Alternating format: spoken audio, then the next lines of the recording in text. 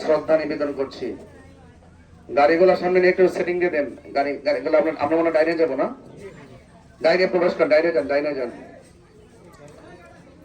আসন্ন ত্রয়োদশ জাতীয় সংসদ নির্বাচনে হবিগঞ্জ ৪ চুনারগড় মাধবপুর আসন থেকে মোমবাতি প্রতীকে নির্বাচন করছি।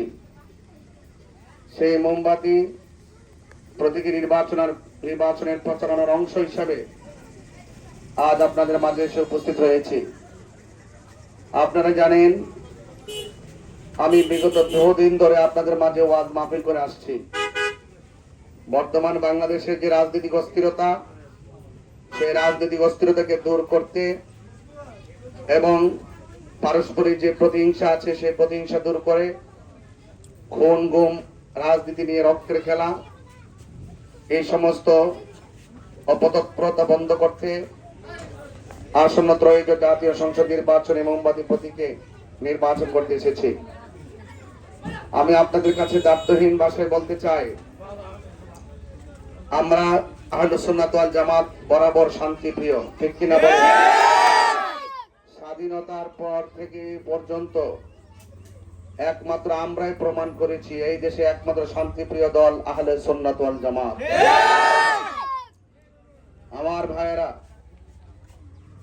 আপনার বয়স কত আমি জানি না, যদি বয়সটা হয় 70 কিংবা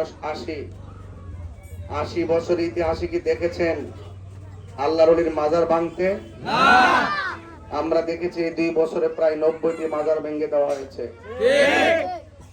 কবর থেকে লাশ তুলে আগুন দিয়ে পুড়িয়ে দেওয়া হয়েছে। হিন্দুকে মেরে গাছের মধ্যে ঝুলিয়ে আগুন দিয়ে পুড়িয়ে দেওয়া হয়েছে। আমরা এমন বাংলাদেশ চাই না, আমরা শান্তির বাংলাদেশ চাই, নিরাপত্তার বাংলাদেশ চাই।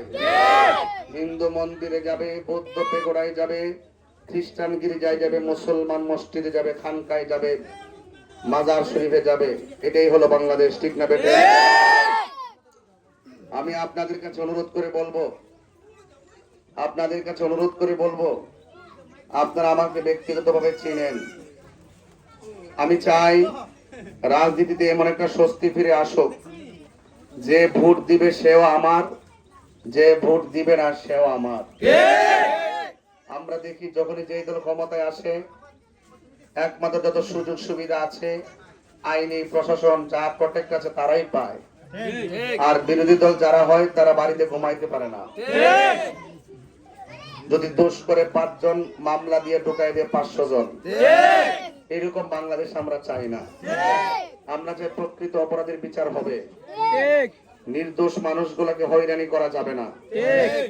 আমি শুনতে পেরেছি আমাদের মোমবাতির সমর্থক যারা, তারা যখন মোমবাতির ব্যানার লাগায়, পোস্টার লাগায়, অনেকে ছিঁড়ে ফেলে এবং হুমকি দেয় যে মামলার তালিকা হয়ে গেছে।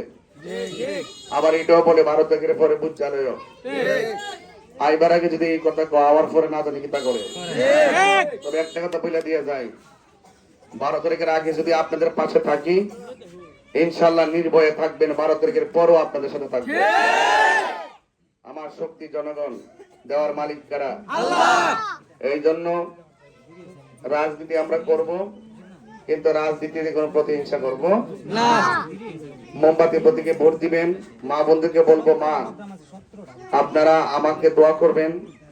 আমি অনেক ওয়াজ মাহফিল করি, আপনারা শোনেন। আমি আজকে মোমবাতি প্রতীকটাকে আপনাদের কাছে আমানত দিয়ে গেলাম। 12 তারিখে 12ই ফেব্রুয়ারি ব্যালটের মাধ্যমে আপনারা প্রতিদান দিবেন। এতে আহলুস সুন্নাত ওয়াল জামাতের অবস্থান সুদৃঢ় হবে এবং এই দেশে মানুষের পক্ষে, মেহনতি মানুষের পক্ষে, খেটে খাওয়া মানুষের পক্ষে, সনাতন ধর্মীদের পক্ষে, মানুষের নিরাপত্তার পক্ষে এবং দেশের সার্বভৌমত্ব সুরক্ষায় ইনশাআল্লাহ আমি সংসদে দাঁড়িয়ে দায়িত্বহীনভাবে কথা বলতে পারবো। সবাই ভালো থাকবেন, সুস্থ থাকবেন, আমার জন্য দোয়া করবেন। আসসালামু আলাইকুম ওয়া রাহমাতুল্লাহি ওয়া বারাকাতুহু। এখন অনেক ব্যবসায়ী বাইরে আছেন, সবার সাথে আমি দেখা করতাম।